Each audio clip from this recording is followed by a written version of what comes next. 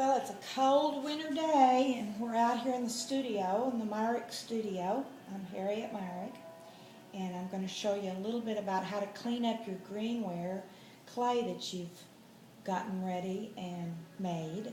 This has been done in a mold, and it's like a cabbage, and the slip was poured in half of the mold, and then let in there for about an hour and a half, poured out, and then when it dried, it made the impression perfectly of this wonderful cabbage.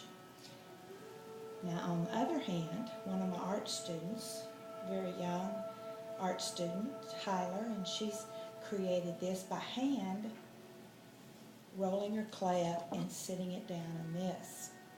So all of this has rough edges on it that have to be sanded off before we can fire it. And it's dry enough now to sort of work with it. And so here are some of the other pieces that she did.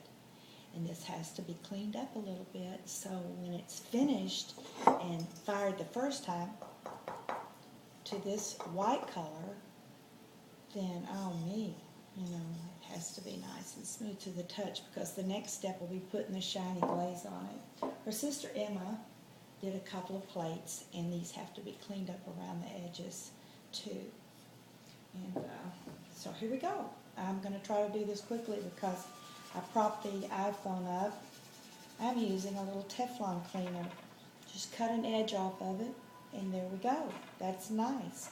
I'm also using this, and I have to teach my students, most of whom are young, how to use this safely, not pulling it back towards you because you could slip and injure yourself, but to kind of do it softly on its edge and scrape it, which gives some people the creeps.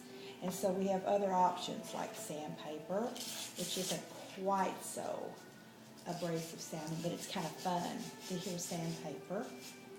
We can also use a wooden clay tool that we've used to cut with, and if we do it very carefully for a while, it's slower, but it works. So anyway, I can't take up too much more time because they won't let me upload long videos off my iPhone, but the wonderful iPhone shows us how to take something this rough and get it ready to be fired so that it can be used on a table or sitting out like a sculpture. So thank you. This is the Myrick studio. It's a little messy here, but on a cold winter day it feels wonderful to me. So bye-bye.